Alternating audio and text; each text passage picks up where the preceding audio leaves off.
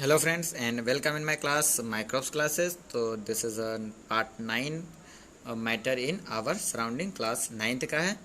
तो आज हम इसमें देखेंगे evaporation and factor affecting the rate of evaporation.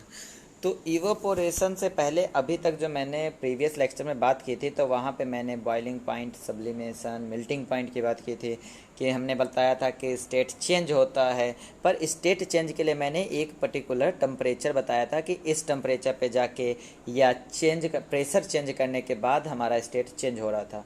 पर क्या डेली लाइफ में हमेशा ये होता है? जैसे मैंने पानी गर्म किया तो कहा कि हाँ वेपर स्टेट में आ गया, पर अगर हम छत पे पानी को छोड़ देते हैं तो पानी इवोपोरेट हो जाता है। वहाँ तो मैंने नहीं दिया था टेम्परेचर, तो वो क्यों हो रहा?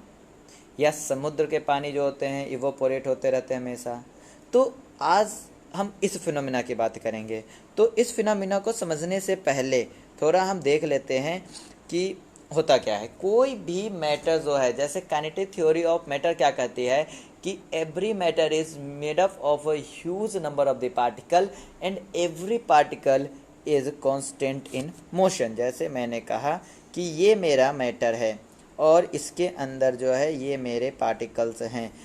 काइनेटिक थ्योरी बोलती है कि ये पार्टिकल जो है हमेशा मोशन में होगा, तो हम ये कहते हैं कि ये सरफेस है। एक कांस्टेंट मोशन में पार्टिकल्स मूव करते रहते हैं, काइनेटिक थ्योरी हमारी बोल चुकी है। तो हम क्या कहेंगे कि जैसे एक पार्टिकल है वो रैंडम मोशन में होगी, मान लीजिए रैंडम मोशन में है, और जो रैंडम मोशन होती है किसी भी पार्टिकल को, उसे हम ब्राउनियन मूवमेंट बोलते हैं। रीज़न क्योंकि ब्राउन नामक जो ब्राउनियन है, रॉबर्ट ब्राउन ने इस फिनोमिना की खोज की थी, तो इसलिए उसे ब्राउनियन मूवमेंट बोलते हैं। अगर आपने नहीं देखा है तो आप जाके लेक्चर देखिए, जहाँ पे मैंने 3 तरह के मोशन भी बताए हैं, जो कि ट्रांसलेटरी और रोटेशनल और हमारा एक सर्कुलेटरी मोशन। 3 तरह के मोशन पार्टिकल्स में होते हैं। अब अगर हम कहें कि ये पार्टिकल रेंडम मूव कर रहे हैं, मतलब एक दूसरे से टकरा रहे होंगे, चूंकि मोशन कर रहे हैं मतलब इनमें काइनेटिक एनर्जी होगा। एक कंडीशन ऐसा आएगा कि ये सारे पार्टिकल जो हैं, यहाँ वाले पार्टिकल्स की काइनेटिक एनर्जी कुछ इंक्रीज हो जाएगी। क्यों हो जाएगी? क्योंकि जब पार्टिकल्स टकराएंगे तो अपनी एनर्जी को वो ट्रांसफ़र करते रहते हैं, या यह कह सकते हो कि अपने मोमेंटम को चेंज करते रहते हैं। और चेंज जो मोमेंटम में होता है उसके कारण काइनेटिक एनर्जी इंक्रीज होती है। और जैसे ही काइनेटिक एनर्जी यहाँ के जो सरफेस वाले पार्टिकल है, इसकी काइनेटिक एनर्जी जैसे ही के इंक्रीज होगी, ये पार्टिकल्स इस सरफेस को छोड़ के ऊपर चले जाएंगे और वेपर में बदल जाएंगे। पर ये पूरा का पूरा phenomena below the boiling point होना चाहिए। तो इस प्रोसेस को हम इवोपोरेशन कहते हैं। तो क्या होता है? The phenomena of change of liquid into the vapour in any temperature below it's boiling point is called the evaporation. क्यों इवोपोरेशन होता है? क्योंकि पार्टिकल्स के बीच काइनेटिक एनर्जी होती है। काइनेटिक एनर्जी के कारण पार्टिकल मूव करते रहते हैं। मूव करने से एक कंडीशन ऐसा आता है कि सरफेस पे जो पार्टिकल होते हैं उनकी काइनेटिक एनर्जी इंक्रीज हो जाती है और वो सरफेस को छोड़ के वेपर में बदल जाते हैं। तो इसे हम इवोपोरेशन कहते हैं। इवोपोरेशन के कारण ही हमारे जो क्लॉथ होते हैं वो भी ड्राई होते हैं। इवोपोरेशन से ही हम नमक जो उसे समुद्र से जो नमक निकालते हैं वो भी इवोपोरेशन से ही होता है। बारिश जो होती है, ये जो साइकिल है वाटर साइकिल, ये भी इवोपोरेशन से होता है। तो ये इवोपोरेशन जो फिनोमेना है बहुत ही पॉपुलर और बहुत ही यूजफुल है फॉर कंट्रोलिंग द नेचर। अब अगर हम फैक्टर की बात करें, फैक्टर अफेक्टिंग द इवोपोरेशन, कौन कौन से फैक्टर इवोपोरेशन को अफेक्ट करता है? तो सबसे पहले मैंने क्या कहा था कि इवोपोरेशन जो है कहाँ पे हो रहा था? इवोपोरेशन होने के लिए क्या चाहिए था? इवोपोरेशन यहाँ के पार्टिकल्स मूव करते हैं, सरफेस के पार्टिकल्स। तो मतलब अगर हम दो कहे, एक ये है और एक ये है, इसका सरफेस एरिया जो है कम है, इसका सरफेस एरिया ज़्यादा है, तो हम क्या कहेंगे, इवापोरेशन किस में ज़्यादा होगा, इसमें ज़्यादा होगा। क्यों ज़्यादा होगा, क्योंकि पार्टिकल्स यहाँ पे number of the particle surface यहाँ पे ज़्यादा होंगे कंपेयर टू यहाँ, और जब इसमें नंबर ऑफ द पार्टिकल ज़्यादा है मतलब ज़्यादा पार्टिकल इवापोरेट होंगे, और ज़्यादा पार्टिकल इवापोरेट होंगे तो हमारा क्या है, रेट ऑफ इवापोरेशन इंक्रीज होगा। तो यही है कि फैक्टर सरफेस एरिया की बात करेंगे तो चूंकि इवापोरेशन एक सरफेस फिनोमिना है, तो जो रेट है इवापोरेशन की वो सरफेस एरिया इंक्रीज होने के साथ साथ इंक्रीज होती है। यही कारण है कि जब हम क्लॉथ को ड्राई करने के लिए डालते हैं तो उसे हम स्प्रेड कर देते हैं जिससे कि उसकी सरफेस एरिया हम इंक्रीज कर दे, जिससे कि ज़्यादा अमाउंट में ज़्यादा नंबर ऑफ द पार्टिकल जो है मॉलिक्यूल वाटर के वो इवापोरेट हो सके। अब दूसरा हमने कहा था कि काइनेटिक एनर्जी होती है पार्टिकल्स के बीच में। काइनेटिक एनर्जी होती है मतलब क्या है कि अगर काइनेटिक एनर्जी मतलब क्या होता है, energy due to the motion जो करने के लिए जो एनर्जी होती है यूज होती है उसे हम काइनेटिक एनर्जी बोलते हैं। अब अगर हम टेम्परेचर को इंक्रीज करते रहे तो क्या होगा, टेम्परेचर को जैसे ही हम इंक्रीज करेंगे वैसे पार्टिकल्स जो होती है वो ज़्यादा अमाउंट में काइनेटिक एनर्जी ले लेगी, या more particle of the more number of the particle जो है काइनेटिक एनर्जी ज़्यादा ले लेगी, जिससे कि वो इवोपोरेट जल्दी जल्दी होंगे। मतलब क्या है कि टेम्परेचर इंक्रीज करने पे भी इवोपोरेशन की रेट इंक्रीज हो जाएगी। तो ये दो है, एक सरफेस एरिया एक टेम्परेचर, दोनों कंडीशन में क्या हो रहा है, दोनों इंक्रीज करने पे रेट ऑफ इवापोरेशन इंक्रीज हो रहा है। उसके बाद अगर हम तीसरा बात करें तो ह्यूमिडिटी की बात करते हैं।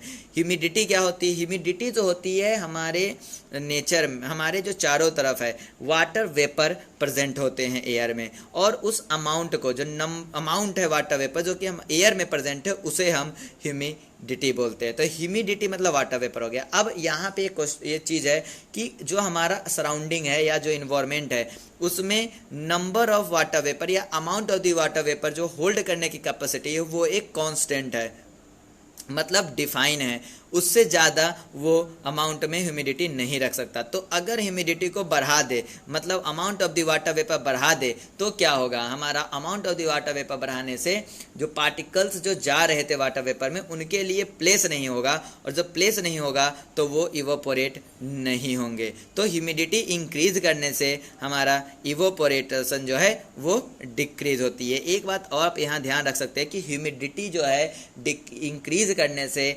जो वेपराइजेशन है या इवापोरेशन जो है वो हमारा डिक्रीज होती है। क्यों, क्योंकि ह्यूमिडिटी बढ़ाने से जो एटमॉस्फेरिक प्रेशर है वो इंक्रीज होगा, और वो इंक्रीज होने से जो वेपर का प्रेशर है वो भी ज़्यादा करना पड़ेगा, और अगर वेपर का प्रेशर ज़्यादा होगा मतलब उसको ज़्यादा प्रेशर लगाना पड़ेगा, मतलब वो अपनी इवोपोरेशन की दर को डिक्रीज कर देगा, क्योंकि उधर से क्या है हमारा इन्वायरमेंटल प्रेशर ज़्यादा पड़ रहा होगा।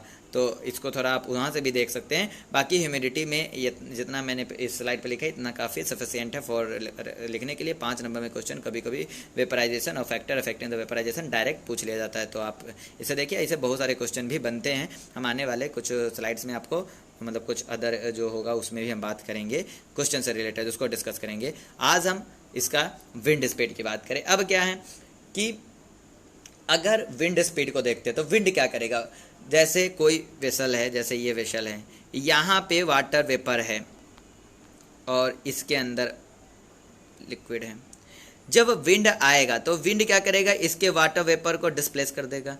मतलब यहाँ पे प्लेस क्या होगा, एम्प्टी होगा। जब प्लेस यहाँ पे खाली होगा तो यहाँ से वाटर वेपर जल्दी जल्दी चला जाएगा। मतलब अगर विंड स्पीड बढ़ा दिया जाए तो वेपराइजेशन जो है इवापोरेशन की रेट बढ़ जाएगी। क्यों बढ़ जाएगी, क्योंकि सराउंडिंग का जो हमारा अमाउंट ऑफ द वाटर है वो डिक्रीज हो जाएगा, और उसके डिक्रीज होने से वाटर होल्डिंग जो पार्टिकल ऑफ द वाटर है होल्डिंग कैपेसिटी बढ़ जाएगी। और जब होल्डिंग कैपेसिटी ज़्यादा हो जाएगी, ज़्यादा अमाउंट में अपने पार्टिकल अगर जाने लगेंगे सराउंड उसमें वाटर में, तो वेपराइजेशन की रेट जो है बढ़ जाएगी। तो अभी तक मैंने यहाँ पे 4 चीज़ें देखी। एक सरफेस एरिया, दूसरा टेम्परेचर, तीसरा ह्यूमिडिटी, चौथा विंड स्पीड।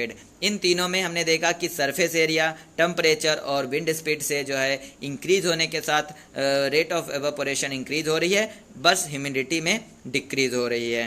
तो इनको ध्यान में रखिएगा। सरफेस एरिया इंक्रीज होने से वेपराइजेशन क्यों इंक्रीज होती है? क्योंकि वेपराइजेशन जो है हमारा वो एक सरफेस फिनोमिना है। जितना ज़्यादा एरिया होगा उतना ही ज़्यादा पार्टिकल इवापोरेट होंगे और उतना ही ज़्यादा रेट ऑफ इवापोरेशन होगा। टेम्परेचर इंक्रीज करने से क्या होगा? पार्टिकल्स के जो है particle, number of the particle जो है ज़्यादा काइनेटिक एनर्जी पाएंगे। ज़्यादा काइनेटिक एनर्जी लेंगे तो ज़्यादा जल्दी वेपर बदल जाएंगे और इवापोरेशन इंक्रीज होगा। विंड स्पीड में क्या है? विंड जो है वाटर मॉलिक्यूल को डिस्प्लेस कर देगा और वहाँ पे कुछ मतलब इम्पेटी स्थान छोड़ देगा, जिससे कि पार्टिकल्स ज़्यादा वहाँ पे वेपर के पार्टिकल ज़्यादा जा सके और उससे क्या होगा? हमारा वेपराइजेशन की रेट ज़्यादा हो जाएगा। ह्यूमिडिटी में क्या है? ह्यूमिडिटी जो होती है number of the particle, number of amount of the water surround the मतलब प्रेजेंट इन द एयर। वहाँ पे अगर ह्यूमिडिटी बढ़ा देंगे तो होल्डिंग कैपेसिटी जो होती है फिक्स्ड होती है, जिसके कारण हमारा वेपराइजेशन का जो है वाटर वेपराइजेशन या इवापोरेशन की जो वो है रेट है वो हमारा डिक्रीज हो जाएगा। इसके बाद हम इस टॉपिक की थ्योरी पर एक और लेक्चर देंगे, जिसके अंदर हम कूलिंग इफेक्ट की बात करेंगे कि कूलिंग इफेक्ट कैसे होता है, और उसके बाद ये चैप्टर की थ्योरी कंप्लीट हो जाएगा। उसका दूसरा चैप्टर हम कंटिन्यू करेंगे और नेक्स्ट मंथ में आपको हम इसके जो एनसीईआरटी के सोल्यूशन और कुछ इंपॉर्टेंट क्वेश्चंस को डिस्कस करेंगे। तो अगर आपको वीडियो अच्छा लगा है तो आप लाइक कीजिए, चैनल को सब्सक्राइब कीजिए, बेल आइकन दबाना नहीं भूलिएगा, जिससे कि आपको टाइम टू टाइम मेरे लेक्चर मिलते रहे। हम आपको 9 से लेकर 12 तक के लेक्चर देते हैं। 9th और 10th में साइंस के, 11th 12th के बायोलॉजी के लेक्चर देते हैं। और अगर आप लोग का सपोर्ट रहा तो हम आपको नीट और पॉलिटेक्निक से रिलेटेड भी लेक्चर देंगे, जो कि आपके लिए बहुत यूजफुल होगा for cracking this examination. Because competition बहुत तगड़े से बढ़ता जा रहा है, तो आपका कंसेप्ट क्लियर होना चाहिए और हमारा मेन फोकस होता है कि आपके कंसेप्ट को क्लियर करें, क्योंकि बुक्स में सारी चीज़ें लिखी हुई है। बुक जो है ओशन ऑफ द नॉलेज है, तो बुक पढ़ने की आदत है तो बहुत अच्छा है। बाकी आप इस वीडियो को ज़्यादा शेयर कीजिए और चैनल को सब्सक्राइब कीजिए। Thank you for watching this video.